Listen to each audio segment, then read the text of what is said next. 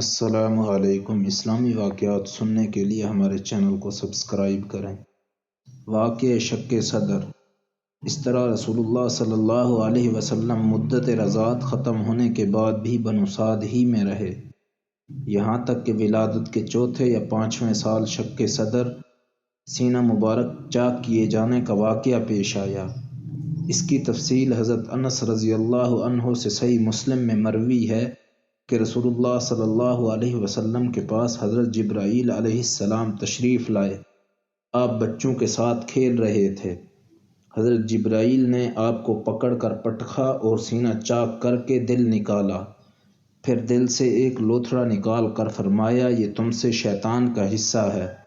پھر دل کو تشت میں زمزم کے پانی سے دھویا اور پھر اسے جوڑ کر اس کی جگہ لوٹا دیا۔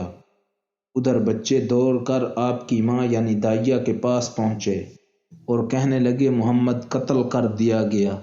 ان کے گھر کے لوگ جھٹ پٹ پہنچے، دیکھا تو آپ کا رنگ اترا ہوا تھا۔